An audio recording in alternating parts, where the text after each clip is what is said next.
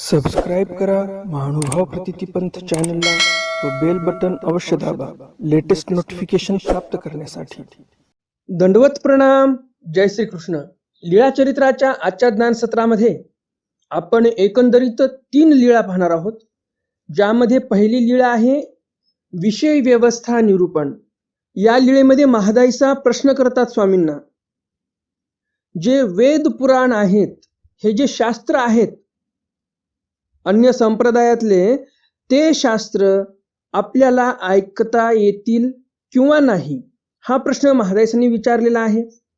यावर स्वामी छान असं निरूपण करतात महादाईसांना की ईश्वर धर्मातल्या साधकांनी वेद पुराण जे काही इतर शास्त्र आहेत ते ऐकावे किंवा नाही।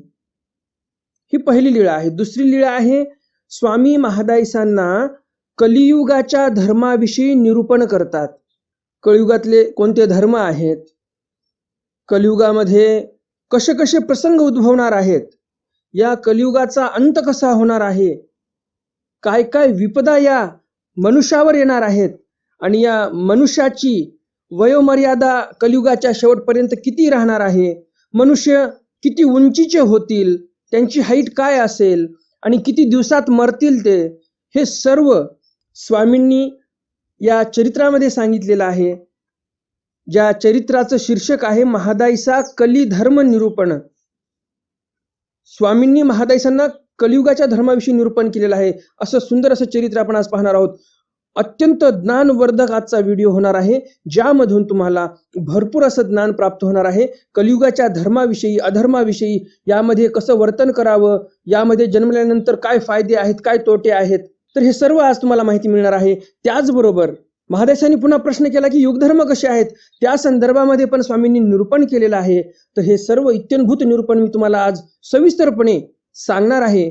तरी आजचा व्हिडिओ सर्वांनी शेवटपर्यंत पाहावा, तरच तुम्हाला हे आजचं ज्ञान सत्र व्यवस्थित समजेल। आणि अर्धवट सोडून गेला व्हिडिओ तर तुम्हाला अर्धवट ज्ञान प्राप्त होईल। आणि म्हणून जेव्हा व्यवस्थित तुमच्याकडे वेळ असेल अर्ध्या पावन तासाचा, त्यावेळेसच हा व्हिडिओ चालू करून ऐका, पूर्ण व्हिडिओ पहा, म्हणजे तुम्हाला सविस्तर ज्ञान प्राप्त होईल। तिसरी लीळा आहे चिंचकरंटा अन्न निष्पत्ती महादाईसा विस्मयो।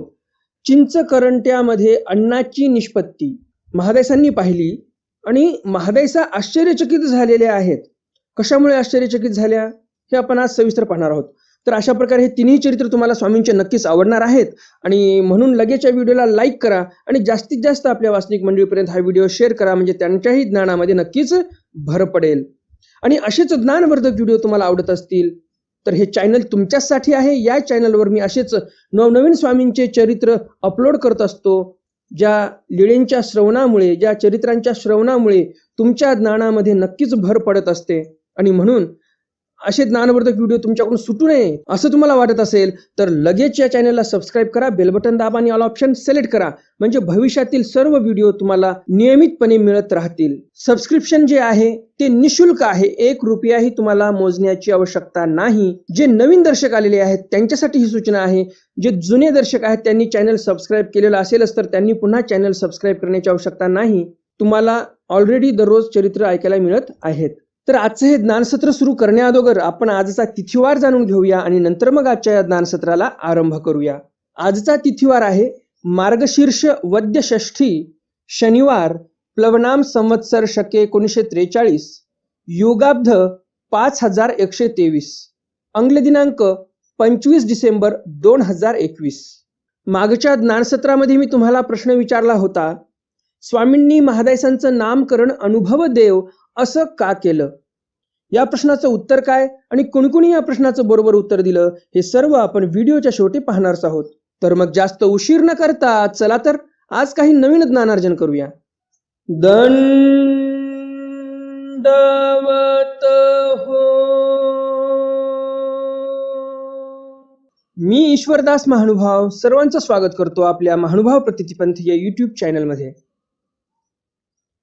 आजच्या ज्ञानसत्रातील लीळा क्रमांक आहे लीळा चरित्र उत्तरार्ध, लीळा क्रमांक 447, विषय व्यवस्था निरूपण। स्वामींनी विषय व्यवस्थेविषयी निरूपण केलेलं आहे। गणपती मढी अवस्थान. स्वामींचं अवस्थान पैठण येथे गणपत मठामध्ये आहे. महादायसी पूसिले. महादेशांनी प्रश्न केला, जी जी येथचे आसी वेद पुराण शास्त्रे ऐको येती ऐसे काही आती.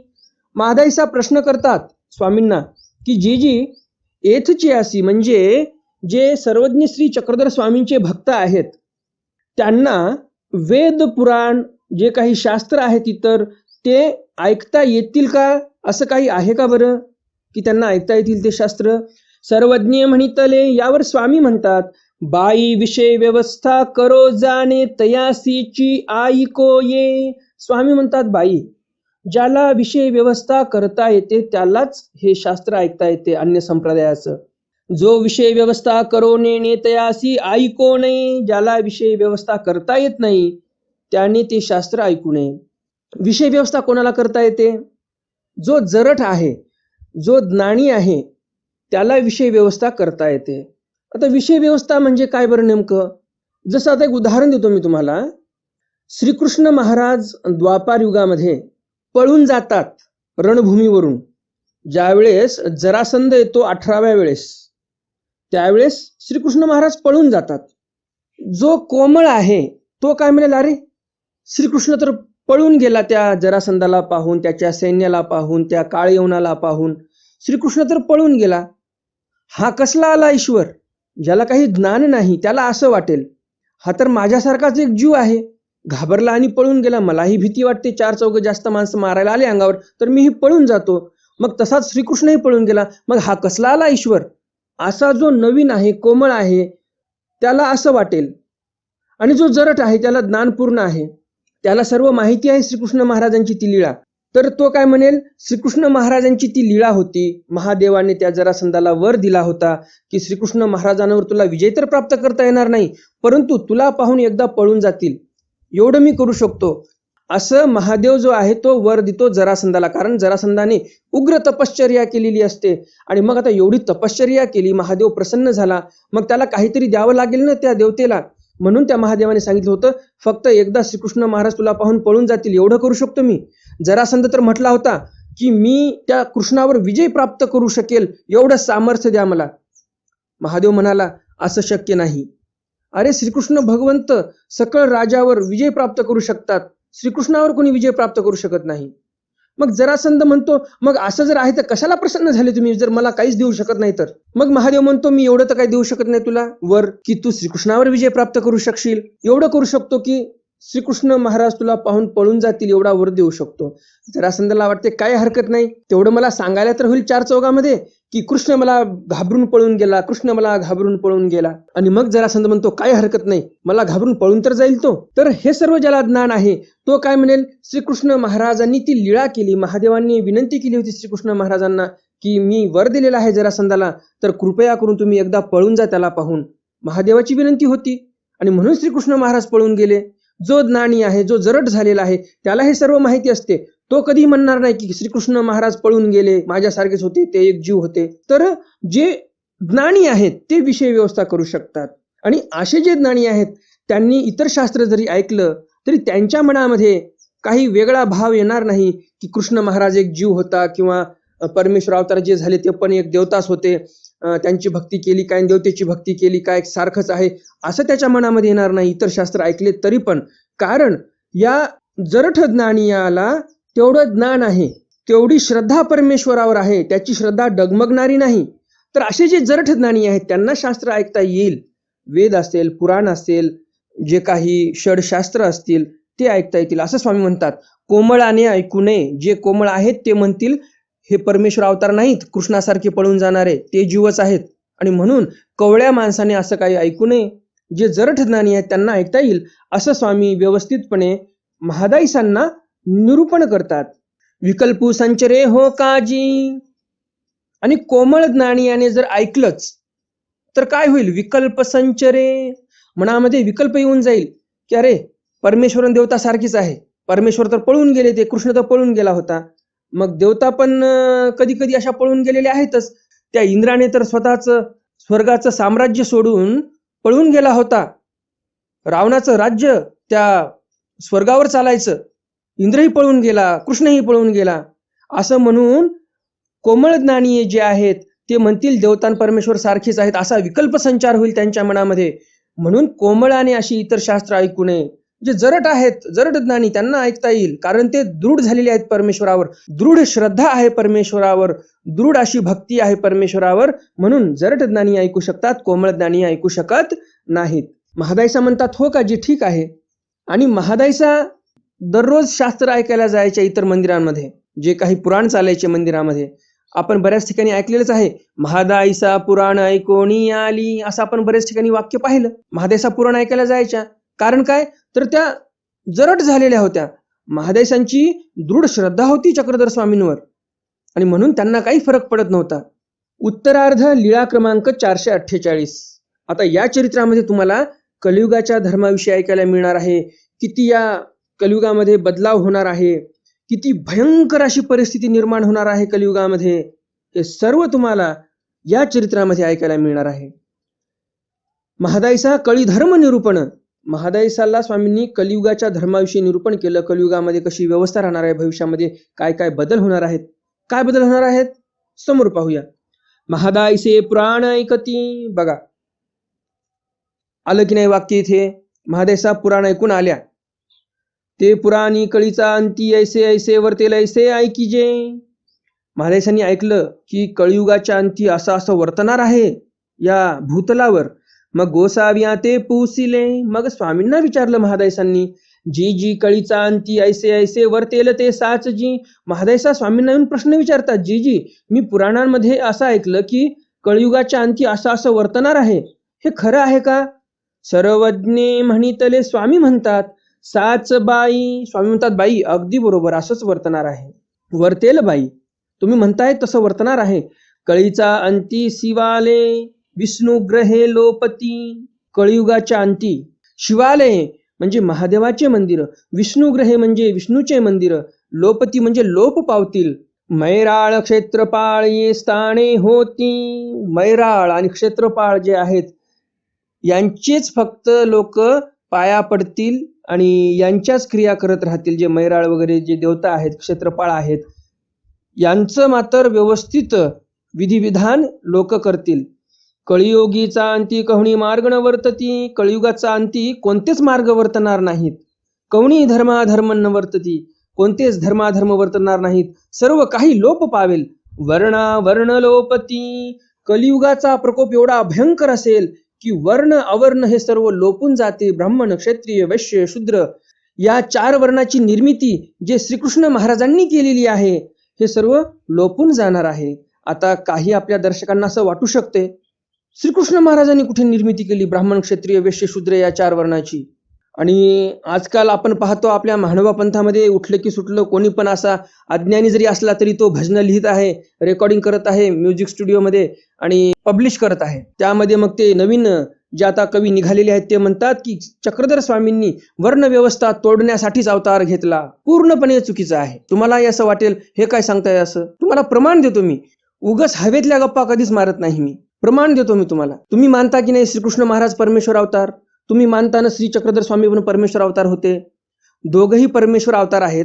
मग दोघेही अवतार एकमेकाच्या विरोधात होऊ शकतील का? तुम्हीच तुमच्या मनाला प्रश्न करा. माणसं होऊ शकतील एकमेकाच्या विरोधात, परमेश्वर अवतार कधीही एकमेकाच्या विरोधात कार्य करत नसतात. श्रीकृष्ण महाराज गीतेमध्ये स्पष्ट म्हणतात, चातुर्वर्ण्यम मया सृष्टम गुण कर्म विभागश तस्य कर्तारमपि मां विद्य कर्तारमव्ययम. श्रीकृष्ण महाराज म्हणतात चातुर्वर्ण्यम मया सृष्टम. श्रीकृष्ण महाराज म्हणतात ही जी माझी सृष्टी आहे, ही मी तयार केलेली जी सृष्टी आहे, या सृष्टीमधले 4ही वर्ण मी तयार केलेले आहेत. चातुर्वर्ण्यम मया सृष्टम, 4ही वर्ण मी तयार केलेले आहेत या सृष्टीमधले. परंतु ते वर्ण कसे ठरवलेत श्रीकृष्ण महाराजांनी? तर गुण कर्म विभागश, गुणाने आणि कर्माने याची विभागणी केलेली आहे मी, जन्माने विभागणी नाही केली.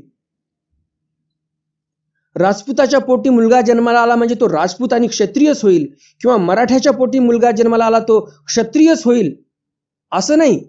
श्रीकृष्ण महाराज स्पष्ट म्हणतात, मी विभागवारी जन्माने नाही केली, तर मी गुणाने आणि कर्माने विभागवारी केलेली आहे. आणि म्हणून तर आपल्याला दिसते आपल्या या आर्यावर्तच्या परंपरेमध्ये की वाल्या कोळीसारखा एक दरोडेखोर रामायणासारखा श्रेष्ठ ग्रंथ लिहू शकतो. तो एक कोळी होता. भागवत ग्रंथ ज्यांनी लिहिला, महाभारत ग्रंथ ज्यांनी लिहिला, ज्या ग्रंथांमधून आपल्याला श्रीमद भगवद्गीतेसारखं एवढं मोठं काव्य मिळालं, एवढा मोठा ग्रंथ मिळाला, ते वेद व्यास ऋषी, ते पण एका कोळिणीचेच सुपुत्र होते, जिचं नाव मत्स्यगंधा होतं. कोळिणीचे पुत्र होते, परंतु एवढे श्रेष्ठ झाले त्यांच्या विद्वत्तेने. त्यांना कोणी हिणवते का? नाही. कारण ते भगवान वेदव्यास झाले. लोक त्यांना भगवान म्हणायला लागलेले होते. एवढे श्रेष्ठ झाले ते लोकांसाठी. तर यावरून आपल्याला काय लक्षात येते, तर पूर्वीच्या काळामध्ये गुणाने आणि कर्माने विभागणी व्हायची. त्या व्यक्तीचे गुणकर्म कसे आहेत, त्या व्यक्तीचं कर्तृत्व कसं आहे, त्यानुसार त्याचा वर्ण ठरवला जायचा. अशी वर्ण व्यवस्था होती पूर्वीच्या काळामध्ये, श्रीकृष्ण महाराजांची तयार केलेली. कारण गीतेमध्ये स्पष्ट देव म्हणतात, गुणकर्म विभागश तस्य कर्तारमपि मां विद्य कर्तारमव्ययम्, त्याचा करता धर्ता मीच आहे, असं स्पष्टपणे श्रीकृष्ण महाराज म्हणतात. मग तुम्ही सांगा, श्रीकृष्ण भगवंत असं म्हणतात आणि चक्रधर स्वामी ही वर्णव्यवस्था तोडण्यासाठी अवतार कार्य करतात, असं आपले काही अज्ञानी कवी म्हणतात, मानभाव पंथातले. तर हे अज्ञानी कवींनी जे काव्य तयार केलेले आहेत, वर्ण व्यवस्था मोडून आमकं केलं तमकं केलं, हे काव्य कधीही ऐकू नये, हे भजन कधीही ऐकू नये तुम्ही. तुमचा बुद्धिभेद होऊन जाईल. श्री चक्रधर स्वामींनी स्पृश्यता अस्पृश्यता नष्ट करण्यासाठी कार्य केलं. वर्ण व्यवस्था मोडण्याचं कार्य सर्वज्ञ श्री चक्रधर स्वामींनी कधीही केलं नाही. कारण श्रीकृष्ण महाराजांनी ती वर्णव्यवस्था तयार केलेली आहे.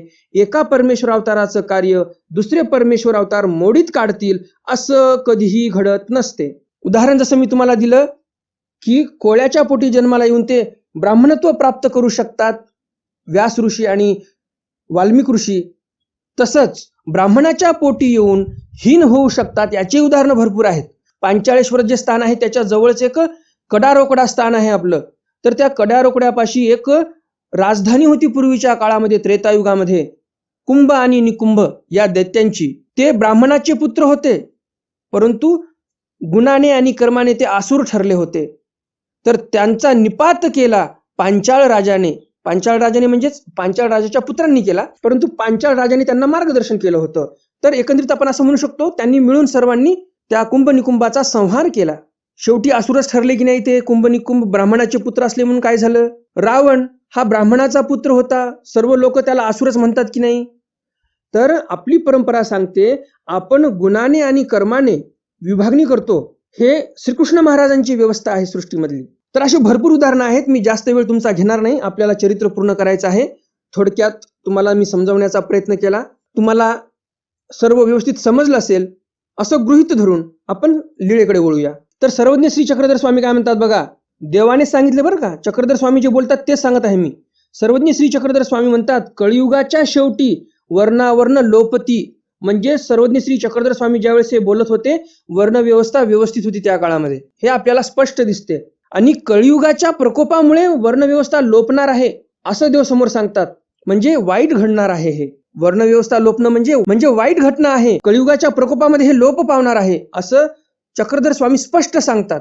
सुविद्या न वर्तती, चांगल्या विद्या कोणाला आठवणार नाहीत. सत्य विद्या न स्फुरती, चांगल्या विद्या कोणालाही आठवणार नाहीत. कुविद्या स्फुरती, कुविद्या स्फुरणार फक्त. कलियुगी विद्यावंत नाही, कलियुगामध्ये विद्यावंत चांगले वर्तणार नाहीत, जे समाजाचं भलं करतील. कलियुगी आगमन वर्तेती, कलियुगामध्ये आगम वर्तणार नाहीत. उत्तरापंथे तंत्रशेषु वर्ते, उत्तरपंथे काहीतरी एक आगमांचा अंश वर्तेल.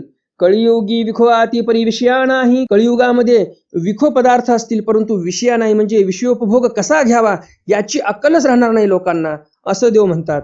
हे राय मंडळी का आदी करून सकळ ही निरोध परिहार ये किंगा. जे काही विषयोपभोग लोक घेत आहेत यांना काही डोकं नाही विषयोपभोग कसा घ्यावा, असं देव म्हणतात.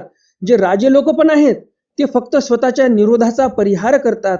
वास्तविक पाहता विषयोपभोग कसा घ्यावा यांचं त्यांना ज्ञान नाही. कलियुगी तस्करत्व पुष्कळत्व हा धर्मस्वरूपी न वर्ते ऐसा विरळा. कलियुगामध्ये तस्करत्व पुष्कळत्व हा धर्मस्वरूपी न वर्ते असा विरळाच राहणार आहे. प्रत्येकाच्या ठिकाणी तस्करत्व पुष्कळत्व काही ना काही अंशी राहणारच आहे. कलियुगी पतिव्रता हा धर्म न वर्ते, कलियुगामध्ये पतिव्रता हा धर्म पूर्वीच्या काळामध्ये जसा वर्तायचा तसा वर्तणार नाही. जी जी तरी देखी जताय, महादेसा म्हणतात जी जी पतिव्रता धर्म तर आम्हाला दिसतो. सर्वज्ञ म्हणितले अवकाशू नाही, प्रार्थिता न ऋणाही म्हणून चुके. स्वामी म्हणतात बाई कोणाला तेवढा वेळ नाही, प्रार्थिता म्हणजे प्रार्थना करणारा नर नाही म्हणून चुके. जे काही व्यभिचार आहे तो चुकतो त्यामुळे. अधर्मशील राये होती, जे राजे लोक आहेत तेच अधर्मशील होतील.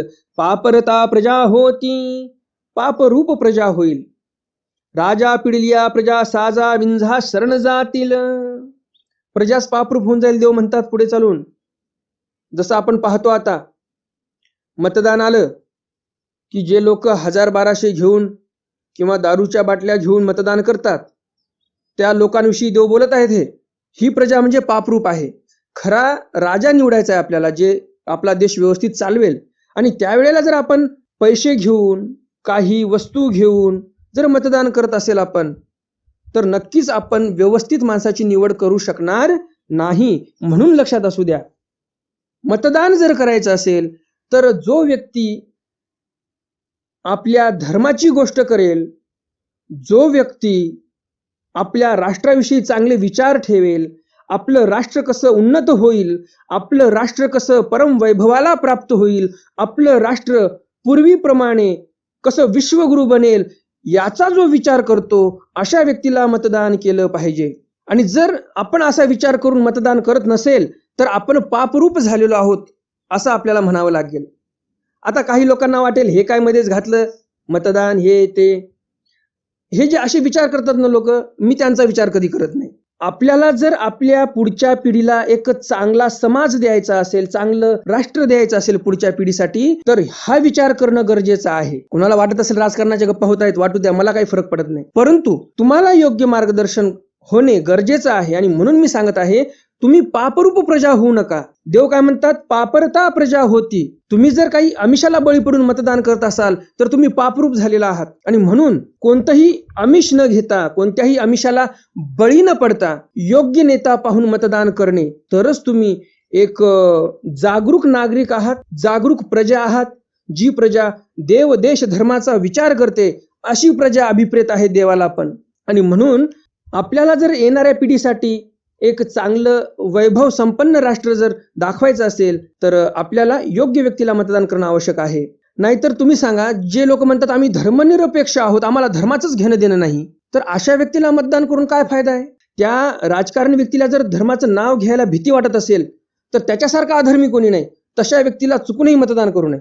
जो व्यक्ती धर्माचं नाव घेतो त्याला मतदान केलं पाहिजे. आता काही जणांना वाटू शकते ही लोकशाही आहे, तर तुम्हाला या लोकशाहीमधली महत्वाची गोष्ट सांगू इच्छितो. लोकशाही म्हणजे काय आहे बरं? हे काय तत्वाला धरून आहे का? नाही. मुसलमानाचे माणसं एक दाम्पत्य आहे, परंतु 12, 13, 14, 15 त्यांना लेकरं असतात. उद्या चालून 80 कोटी मुसलमानाचे झाले, त्यांना गाय कापून खावायची वाटते, तर ते लोक मतदान करतील मुसलमानांनाच, अकबरुद्दीन ओवैसी सारख्यांना, आणि त्याला पंतप्रधान जर करतील. आणि तुमच्या गल्लोगल्ली जर गायी कापून खात असतील ते लोक, तर ही लोकशाही फायद्याची आहे का? धर्माला धरून नाही ना लोकशाही. महाभारताला जर पाहायला गेलं आपण, महाभारताच्या युद्धामध्ये जर आपण म्हटलं असतं की नाही लोकशाहीप्रमाणे या युद्धाचा निर्णय लावायचा आपल्याला, तर 11 अक्षौणी सैन्य दुर्योधनाकडे होतं. 11 अक्षौणी मतदान त्याच्याकडून पडलं असतं दुर्योधनाकडून, आणि 8 अक्षौणी सैन्य फक्त अर्जुनाचं होतं, पांडवांचं होतं. आणि मतदान झालं असतं तर श्रीकृष्ण महाराज ज्या पक्षात होते, जे 7 अक्षौणी सैन्य होतं ते पक्ष हरला असता, श्रीकृष्ण महाराज हरले असते आणि कौरव जिंकले असते. जे धर्माला धरून नव्हते, अधर्मी कौरव होते, कौरव जिंकले असते. आणि धर्मवान श्रीकृष्ण महाराज, धर्मवान पांडव हे हरले असते. त्यामुळे या लोकशाहीमध्ये पाण्याचीही चव नसते, लक्षात ठेवा. हिंदू म्हणतात हम दो हमारे दो, मुसलमान म्हणतात हम दो नहीं हम छे. कारण की एक माणूस 4-4, 5-5 बायका करतो, आणि त्यांच्यापासून त्यांना 10-10 जर पोरं म्हटलं तर 40 लेकरं एका मुसलमानाचे असतात. असे मी पाहिलेले आहेत. 50-50 लेकरं एका मुसलमानाला पाहिलेले आहेत. मग तुम्ही सांगा, भविष्यामध्ये त्यांचं बहुमत होईल, त्यांचं मतदान एक खट्ट्या पडेल मुसलमानाच्या एखाद्या नेत्याला, आणि मग गल्लोगल्ली हिंसा होऊन जाईल. देव म्हणतात हिंसावरती तेस्त आणि महात्म्य असू नये. मग तुम्हाला ही देश सोडून जावं लागेल. समुद्रात जाता, उडी मारून मरून जाता, कुठे जाता तुम्ही? येणाऱ्या पिढीला तुम्ही कोणतं राष्ट्र दाखवू इच्छिता? जर तुम्ही पापरूप झालात आणि धर्मनिरपेक्ष म्हणणाऱ्या लोकांना मतदान केलं तर तुम्ही पापरूप होणार. तुमच्या येणाऱ्या पिढींना चांगला भारत दिसणार नाही, तर फक्त आणि फक्त गल्लोगल्ली बकरी ईदच्या दिवशी नाल्यांमध्ये रक्त वाहणारा भारत तुम्ही तुमच्या येत्या पिढीला दाखवणार आहात, हे लक्षात असू द्या. हे सांगणं महत्वाचं आहे.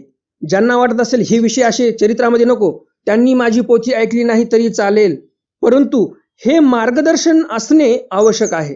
ज्यांना आवडते त्यांनी ऐका आणि मी जे बोललो या संदर्भामध्ये तुमचं काय म्हणणं आहे बरं, कमेंट बॉक्समध्ये कमेंट करा. आपल्या येणाऱ्या पिढीला तुम्हाला भारत कसा दाखवायचा आहे आणि त्यासाठी तुम्हाला कोणाला मतदान करावं लागणार आहे. मी कोण्या पक्षाचा नाही, अजून एकदा सांगू इच्छितो बरं का. पुनश्च एकदा मी पुनरावृत्ती करू इच्छितो की मी कोण्याही पक्षाचा नाही, ना मी कोण्या पक्षाचं नाव घेतलं की यालाच मतदान करा त्यालाच मतदान करा. मी फक्त तुम्हाला तत्व सांगितलेली आहेत, या तत्वानुसार चाला. देव म्हणतात पापरूप प्रजा होणार आहे भविष्यामध्ये. पापरूप तुम्ही होणार नाही हे देवाला दाखवून द्यायचे. मी तुम्हाला फक्त तत्व सांगितलेले आहेत, त्या तत्वानुसार तुम्हाला मतदान करायचं आहे. जेव्हा केव्हा मतदान येईल तुम्ही मतदान करू शकता, परंतु मी ज्या गोष्टी सांगितल्यात याचा विचार नक्कीच झाला पाहिजे. तर असो, आपल्या चरित्राकडे वळूया आपण. काय म्हणतात देव, पापरूप प्रजा होईल. आणि तुम्ही सांगा, पापरूप प्रजा जर झाली तर मग राजा कसा होईल? जर दारूच्या बाटल्या घेऊन पैसे घेऊन जर मतदान होत असेल तर नक्कीच जो नेता असेल, जो मुख्यमंत्री पदावर बसेल तो कसा असेल? भ्रष्टाचारी असेल. मग काय होईल बरं पुढे चालून? देव तेही सांगतात, राजा पिडिलिया प्रजा साजा विंजा शरण जातील. मग असा राजा सत्तेवर आला म्हणजे आताच्या भाषेमध्ये आपण म्हणू शकतो एखादा आमदार आहे, एखादा मुख्यमंत्री आहे, एखादा मंत्री आहे. हे छोटे छोटे राजे आपण म्हणू शकतो, खंडमंडळीचे राजे, मांडलिक राजे. तर असे राजे जर भ्रष्ट राजे सत्तेवर आले तर प्रजा घाबरून जाईल. जसं तुम्ही पाहिलं आताच आपल्या महाराष्ट्र सरकारने काय केलं, विदेशी जे बियर असते, विदेशी मद्य जे आहे त्यावर 50% इम्पोर्ट ड्युटी कमी केलेली आहे. 50% टॅक्स कमी केला म्हणजे 50% विदेशी दारू आपल्या भारतामध्ये स्वस्तात विकली जाईल आणि आपली जे महाराष्ट्रातली प्रजा आहे ती स्वस्तात दारू पिईल. आणि सर्व जनता म्हणत आहे पेट्रोलचे रेट कमी करा, पेट्रोलवरचा टॅक्स कमी करा, वॅट कमी करा. तर आपलं जे महाराष्ट्राचं सरकार आहे, जे उद्धव ठाकरे आता मुख्यमंत्री आहेत, यांना सांगितलं तर ते पेट्रोलवरचा टॅक्स कमी करायला तयार नाहीत. दारूवरचा टॅक्स कमी केला, 10% नाही, 15% नाही, सरळ 50% टॅक्स कमी केला. म्हणजे बघा तुम्ही, भ्रष्ट राजा जर पदावर बसला तर काय होऊ शकते. ज्वलंत उदाहरण आहे, मी खोटं बोलत नाही. आताही तुम्ही गुगलवर पाहू शकता सर्च करून, किंवा वर्तमानपत्रामध्ये पाहू शकता की इम्पोर्टेड वाईन स्वस्त झालेले आहेत 50%, कारण त्यांचे टॅक्स कमी झालेले आहेत. 50% इम्पोर्ट ड्युटी कमी केलेली आहे. आणि पेट्रोल जशास तसा आहे. केंद्र सरकारने पेट्रोलवरचा टॅक्स कमी केला, परंतु राज्य सरकारने टॅक्स कमी केला नाही. राज्य सरकार सामान्य जनतेकडून पेट्रोलच्या रूपाने टॅक्स घेतच आहे. एक प्रकारचं शोषण चालू आहे सामान्य जनतेचं. तर देवही इथे आपल्याला तेच म्हणतात. काय म्हणतात देव, राजा पिडिलिया प्रजा साजा विंजा शरण जातील. राजा एवढा त्रास देईल. जर पापरूप प्रजा झाली आणि भ्रष्टाचारी लोकांना मतदान केलं तर हे भ्रष्टाचारी लोक सत्तेवर बसल्यानंतर दारू स्वस्त करतील, पेट्रोल महाग करतील, सामान्य जनतेला पिळून खातील, शोषण करतील सामान्य जनतेचं. आणि अशी पिडलेली जनता, राजाच्या या त्रासाने पिडलेली जनता सांजा बिंजा शरण जातील, म्हणजे एकदम दुर्गम प्रदेशामध्ये राहायला जातील, जिथे हे राजकारणी लोक पोहोचणार नाहीत. अशी परिस्थिती या जनतेवर येईल असं स्वामी म्हणतात. बघा 800 वर्षापूर्वी देवाने कसं तंतोतंत सांगितलेलं आहे आणि जशाच तसं बसलेलं आहे. तुम्हाला ज्वलंत उदाहरण, आताच चालू उदाहरण तुम्हाला दिलेलं आहे मी.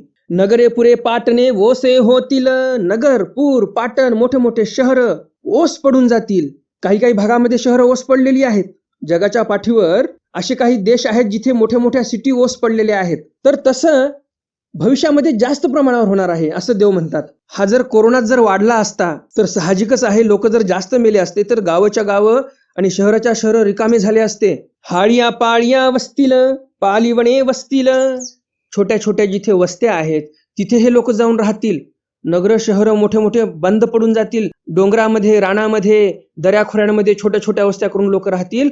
पालिवणे वसतील, जिथे पालं ठोकून लोक राहतात अशा ठिकाणी जाऊन लोक राहायला लागतील या राजा लोकांच्या त्रासामुळं.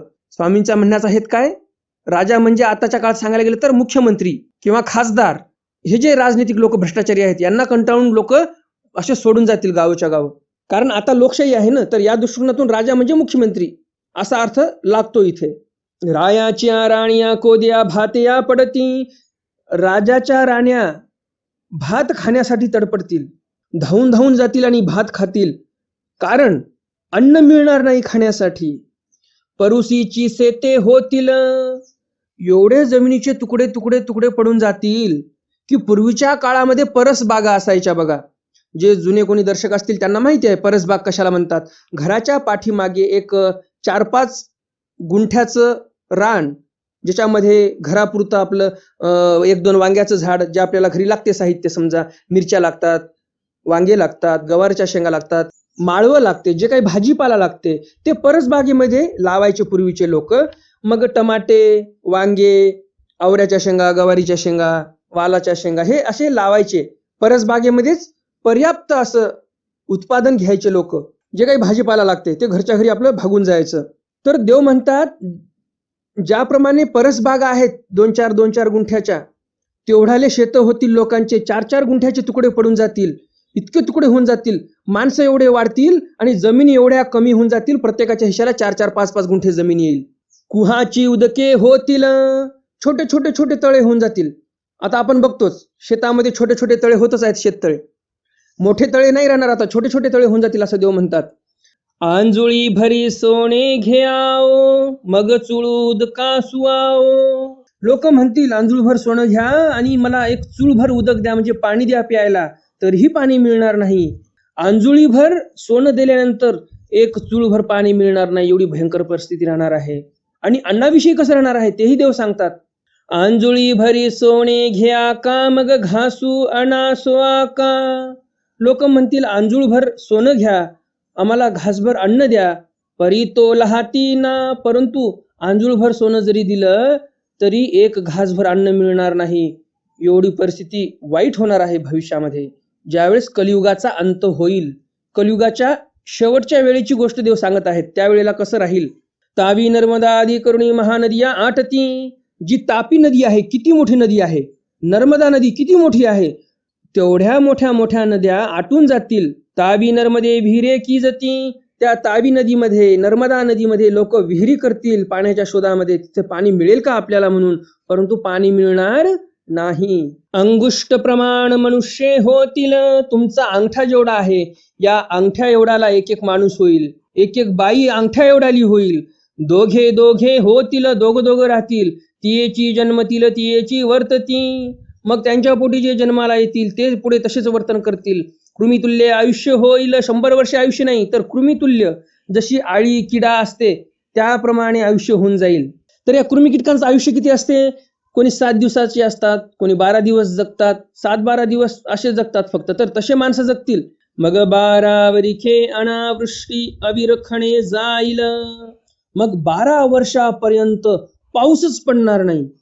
12 ही आदित्य तपतील. 12 आदित्य एकदम भयंकर असे तपतील. पर्वता आदी करुणी चुनियाचे खडे ऐसे भाजती. ज्याप्रमाणे पूर्वीच्या काळामध्ये चुन्याचे खडे भट्टीमध्ये टाकून भाजायचे आणि एकदम लाल व्हायचे, त्याप्रमाणे पर्वत जे आहेत त्या चुनखड्यासारखे हे सर्व डोंगर भाजून निघतील, असं देव म्हणतात. मग 12 वरिखे अतिवृष्टी होईल. मग 12 वर्षापर्यंत सतत पाणीच पाणी पडत राहील, पाऊसच पाऊस पडत राहील. हस्तीचे सोंडियेस नियास धारा पडती. हत्तीच्या सोंडेतून जशी धार मोठी पडते बाहेर, किंवा हत्तीची सोंड जेवढी जाड असते तेवढ्याल्या धारा आकाशातून पडतील, ढगामधून तेवढ्या जोरात धारा पडतील. श्रीकराचा अनुकारू अवघी पृथ्वी उदकमय होईल. स्वामींनी श्रीकराचा म्हणजे हाताचा अनुकार केला की एवढ्या धारा पडतील म्हणून. त्या हत्तीच्या सोंड एवढ्या धारा पडतील. अवघी पृथ्वी उदकमय होईल. पूर्ण पृथ्वीवर पाणीच पाणी होईल. मग अवघी भूमी समस्तळ होईल. लोणीवत फटिकाकार होईल. त्यावरी कृतयोग रचेल. अशी पृथ्वी भाजून निघेल. आणि इथे जसं स्वामींनी सांगितलं की पाणी खूप पडेल आणि मग पूर्ण जमीन अशी समस्तळ होऊन जाईल, एकदम सपाट होऊन जाईल. ज्याप्रमाणे लोणी असते एकदम स्फटिकाकार, अशी जमीन होऊन जाईल एकदम नरम. आणि मग त्यावर कृतयुग रचल्या जाईल असं देव म्हणतात. आणि पाठभेदानुसार असं सांगितलेलं आहे की एकदम सोसाट्याचा वारा चालेल 12 वर्ष आणि मग ती जमीन पूर्ण सुकून जाईल आणि मग त्यावर कृतयुगाची रचना होईल. युगा विपरीत धर्मानुष्ठानवंता कृतयोगी जन्म. जे जीव या 4 युगाच्या विपरीत अनुष्ठान करतात त्याचा कृतयुगी जन्म होतो. युग पुरे तो अवघडा असे, कृतयुग येईपर्यंत त्याला अवघड्यात ठेवण्यात येते. कळयुगी जन्म मात्रे चौकडीपर्यंत नरक. कळयुगामध्ये जन्माला आलेला व्यक्ती जो आहे त्याला चौकडीपर्यंत नरक जे आहेत ते नक्कीच होतात. म्हणजेच 60 लाख वर्ष नरकामध्ये सडत राहावं लागते या जीवाला कलियुगामध्ये जन्माला आल्यानंतर. तर तुम्ही विचार करा कलियुगामध्ये जन्मल्यानंतर एवढी जर शिक्षा असेल तर हे कलियुग किती पापी असेल. आणि म्हणून देवाने सांगितलं चांगला देवधर्म करा, मी तुम्हाला मोक्ष देतो. 60 लाख वर्ष नरकामध्ये सडण्याची तुम्हाला आवश्यकता नाही. तुम्ही मला शरण या, देव म्हणतात, मी तुम्हाला नरकात जाऊ देणार नाही. परंतु आपल्याला प्रपंचच गोड वाटतो. प्रपंचातून आपल्याला वेळच मिळत नाही, फुरसतच मिळत नाही. आणि मग म्हणतो वेळ मिळाला तर देवधर्म करायचा. अहो, आयुष्यच आपलं राहिले 60-70 वर्ष. आता या 60-70 वर्षामधून तुम्ही जर सर्व आयुष्य प्रपंचालाच देत असाल आणि देवासाठी काहीच काढत नसणार तर तुमच्यामध्ये आणि पशूंमध्ये काही फरक राहिला का? बरं, हेही तुम्हाला माहित आहे 60 लाख वर्षाचं नरक वाट बघत आहे. कलियुग संपलं हे की तुम्हाला अशा नरकात टाकतील सगळ्या देवता, या यमदूत जे आहेत ते, की 60 लाख वर्षापर्यंत तुम्हाला नरक यातना भोगाव्या लागतील. एवढं मोठं नरक आपल्याला भोगायचं आहे, तरी पण आपल्याला देवधर्म करावा असं वाटत नाही. देवधर्म कधी करायचा असतो? सर्व कामं आटोपल्यावर मग देवधर्म, असे आपले विचार असतात, जे पूर्णपणे चुकीचे आहेत. आपण असं म्हणायला पाहिजे सकाळी उठल्यानंतर किमान 1 घंटा देवधर्म झाला पाहिजे, नंतर बाकीचे कामं करू. तर नेमकं याच्या उलटा करतो आपण. सर्व कामं झाल्यावर वेळ मिळालाच तर देवधर्म, म्हणजे सर्व उलट झालेलं आहे काम. ना तुमचे घरचे कोणी सोबत येणार आहेत, आई बाप नवरा बायको जे काही आहेत, मुलं मुली नातू आजी आजोबा, हे कोणीच सोबत येणार नाहीत आपल्या. आणि अशा यांच्यासाठी आपण आपल्या जीवनातील अनमोल असा वेळ खर्च करतो आणि नरकाचे द्वार उघडेच ठेवतो. जर देवाची भक्ती केली तर देव म्हणतील नरकाचे द्वार तुझ्यासाठी मी बंद करत आहे, ये माझ्याकडे. परंतु ते आवडत नाही आपल्याला. म्हणून देव इथे सांगत आहेत की इथे जन्माला आल्यानंतर 60 लाख वर्षाचं नरक आहे, देवधर्म करा चांगला, असं देव म्हणत आहेत. युगाविपरीत धर्मानुष्ठान घडे तया चौकडी चुके. युगाविपरीत धर्मानुष्ठान घडलं तर त्याला चौकडीचे नरक चुकतात असं देव म्हणतात. युगाविपरीत धर्मानुष्ठान घडे तया चौकडी चुके. युगाविपरीत म्हणजे काय? तर चौयुगाचे जे धर्म आहेत देवता धर्म, त्या धर्माच्या विपरीत जर आपण धर्मानुष्ठान केलं, म्हणजे ईश्वर धर्माचं जर आचरण केलं तर त्यालाच चौकडी चुकत असते, असं देव स्पष्टपणे इथे सांगतात. मग महादायसी म्हणतील जी जी तरी ऐसी दुःखे कायसेन चुकती. देवाला महादायसा म्हणतात की देवा, असे जे भयंकर असे दुःख आहेत हे कशामुळे चुकतील बरं? सर्वज्ञ म्हणितले स्वामी म्हणतात बाई येथीच्या होय जे येथोनी म्हणितले ते की जे तै चुकेती. स्वामी म्हणतात बाई तुम्ही आमचे व्हा, आम्हाला शरण या आणि आम्ही म्हटलं ते करा, मग तुमचे हे सर्व दुःख चुकतील. यावरी महादायसी पूसले. यावर महादायसा पुन्हा प्रश्न करतात जी जी कळी धर्म ऐसे तरी युग धर्म कैसे जी. महादायसा विचारतात जी जी कलियुगातले धर्म असे आहेत तर युग धर्म कसे आहेत, बाकीच्या युगाचे धर्म कसे आहेत? सर्वज्ञ म्हटले बाई सकळी साधने ती युगी वर्तती प्रथम युगी नाही चौयुगी हिंसा धर्म. यावरी महादायसी पूसले जी जी प्रथम युगीची काही व्यवस्था. स्वामी म्हणतात बाई सकळही साधने, जे काही देवतेंचे साधने आहेत ती तिन्ही युगामध्ये वर्ततात, प्रथम युगी नाही. म्हणजे कृतयुगामध्ये फक्त मायेचं आधिपत्य आहे आणि तिचंच तिथे कार्य चालते, सर्व इतर देवतेंचं तिथे चालत नाही. बाकीच्या 3 युगामध्ये सकळ देवतेचे साधन वर्ततात. चौयुगी हिंसा अधर्म, 4ही युगामध्ये हिंसा करणं हा अधर्म आहे. यावरी महादायसी पूसले. महादायसी विचारतात प्रथम युगाची म्हणजे कृतयुगाची व्यवस्था कशी आहे हे पण आम्हाला सांगा. सर्वज्ञ म्हणतील स्वामी म्हणतात बाई तिययुगी द्वंद्वावस्थान. तिययुगी द्वंद्वावस्थान म्हणजे दोघे दोघे राहतात. तिययुगी अंती विकार. तिययुगी अंती विकार दोघे दोघे राहतात म्हणजे कोण? काय पुरुष पुरुष दोघे दोघे आणि स्त्री स्त्री दोघे दोघे राहतात का? नाही, स्त्री आणि पुरुष असे दोघं हे एकत्र राहतात. तिययुगी अंती विकार.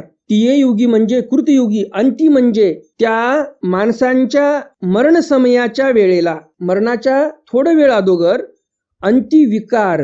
तिययुगी अंतिविकार म्हणजे 1 लाख वर्षाचं आयुष्य आहे त्या माणसाला, 1 लाख वर्षाचं आयुष्य आहे तिथे, तर 99,999 आणि वर 3 महिने एवढं आयुष्य झालं त्या माणसाचं की मग त्याला विकार उत्पन्न होतो मनामध्ये. तिययुगी अंतिविकार, मनामध्ये रजवासना निर्माण होते, विषय वासना निर्माण होते. आयुष्याचा अंतिविकार निमित्त देहपात, आणि मग ते दोघे संबंध करतात आणि मग त्यांचा अंत होतो.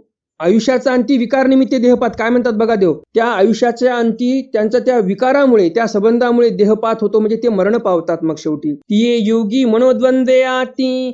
त्या युगामध्ये मनोद्वंद्वे आहेत, परी देहद्वंद्वे नाही. देहद्वंद्वे म्हणजे काय? जे काही आपले अष्टस्वभाव आहेत ते नाही. मनोद्वंद्वे आहेत, संकल्प विकल्पात्मक मन आहे, विचार येतात जातात हे चालते, परंतु तिथे भूक लागत नाही, तहान लागत नाही, खाण्याची गरज नाही, पिण्याची गरज नाही, अष्टस्वभाव नाहीत तिथे. ऐसा गोसावी युग धर्म निरूपिला, अशा प्रकारे देवांनी इथे युग धर्माचं निरूपण केलेलं आहे. मी ज्याप्रमाणे तुम्हाला सांगत असतो प्रत्येक वेळेला, ज्यावेळेस कुठे असा विषय निघतो ब्रह्मचर्याविषयीचा किंवा असा काही तत्संबंधी विषय निघतो, की मी सांगत असतो की आपल्याला मनुष्य जन्मामध्ये आल्यानंतर फक्त ब्रह्मचर्याचंच पालन करायचं आहे, कारण की ब्रह्मचर्य हे जीवन आहे मनुष्य जन्मामध्ये. तर या प्रसंगावर, या निरूपणावर आपल्याला परमेश्वराकडून म्हणजे सर्वज्ञ श्री चक्रधर स्वामींकडून या म्हणण्याला दुजरा मिळतो. मी जे म्हणत असतो की विषय संबंध जो आहे तो फक्त संतती प्राप्तीसाठी करायचा आहे. हे निसर्ग चक्र आहे, प्रकृतीचा नियम आहे. इथे बघा तुम्ही, कृतयुगामध्ये 1,00,000 वर्ष आयुष्य आहे, कधीही यांनी विषय संबंध केलेला नाही. स्त्री पुरुष एकत्र होते, विषय संबंध केलेला नाही. तर काय म्हणतात देव, तिये युगी अंतिविकार, म्हणजे मरणाच्या काळाला फक्त आता संतती प्राप्त झाली पाहिजे, म्हणजे पुढची पिढी चालली पाहिजे, म्हणून तिथे विषय संबंध करतात ते. आणि मग लेकर जन्माला आले की ते मरून जातात. म्हणजे काय सांगते आपल्याला परमेश्वराचा नियम, फक्त संतती प्राप्तीसाठी विषय संबंध करणे, हे आपल्याला इथे पुन्हा एकदा स्वामींनी इथे दाखवून दिलेलं आहे. कारण स्वामींचं स्पष्ट वाक्य आहे, तिये युगी अंतिविकार. यावरून आपल्याला बरीचशी काही माहिती मिळते. आणि ब्रह्मचर्य हेच जीवन आहे, याला पण दुजोरा मिळतो आपल्याला या वाक्यावरून. या दाम्पत्याने, त्या कृतयुगीच्या दाम्पत्याने फक्त संतती प्राप्तीसाठी विषयोपभोग घेतलेला आहे आणि संतती प्राप्त झाल्यानंतर त्यांनी स्वतःचाच देहाचा त्याग केलेला आहे. 1,00,000 वर्ष जगले परंतु कधीही विषय संबंध केला नाही. तर हा प्रकृतीचा नियम आहे, परमेश्वराचा नियम आहे हा. आणि याच्या विरोधात जर वागलो आपण तर आपली शरीर संपत्ती कशी चांगली राहील, कशी सदृढ राहील. तर असो, आजचा वेळ खूप झालेला आहे. तिसरं चरित्र तुम्हाला मी सांगणार होतो, पण वेळेअभावी आपल्याला आता ते चरित्र आज घेता येणार नाही. आपण उद्याच्या ज्ञानसत्रामध्ये ते चरित्र घेऊया.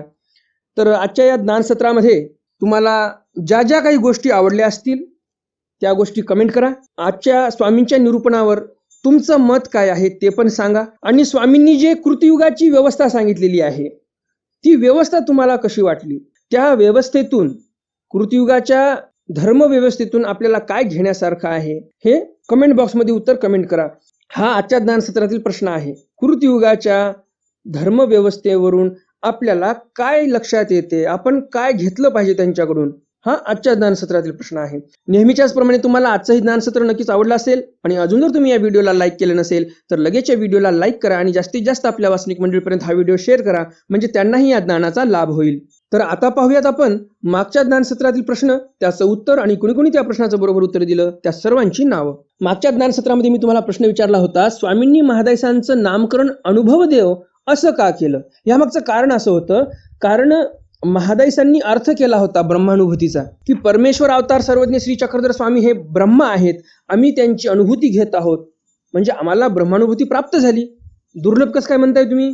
आणि असा अर्थ केल्यानंतर मग स्वामी म्हणतात, खरंच तुम्ही जर ब्रह्माचा अनुभव घेत आहात तर मग तुम्ही अनुभव देव आहात.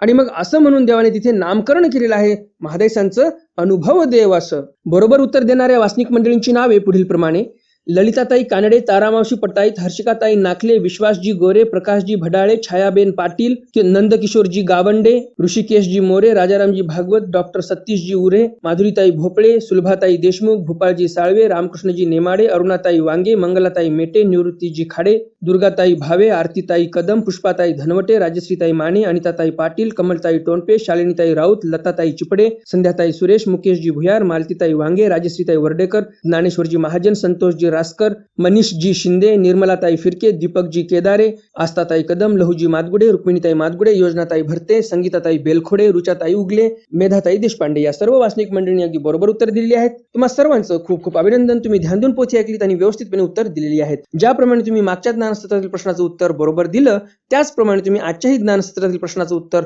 नक्कीच बरोबर देणार अशी अपेक्षा आहे. तर मग भेटूया उद्याच्या ज्ञानसत्रामध्ये सर्वज्ञ श्री चक्रधर स्वामींच्या काही नवीन लीळेंसह, ज्यामध्ये चिंचकरंटा अन्न निष्पत्ती महादायसा विस्मयो, महादायसा राजकुमरू अनुवादू, महादायसा नित्य उपासित्व कथन तथा भिक्षा काळ निरूपण असे 2-4 चरित्र आपण उद्याच्या ज्ञानसत्रामध्ये पाहणार आहोत. तर मग भेटूया उद्याच्या ज्ञानसत्रामध्ये सर्वज्ञ श्री चक्रधर स्वामींच्या काही नवीन लीळेंसह. तोपर्यंत दंडवत प्रणाम. जय श्रीकृष्ण. दंड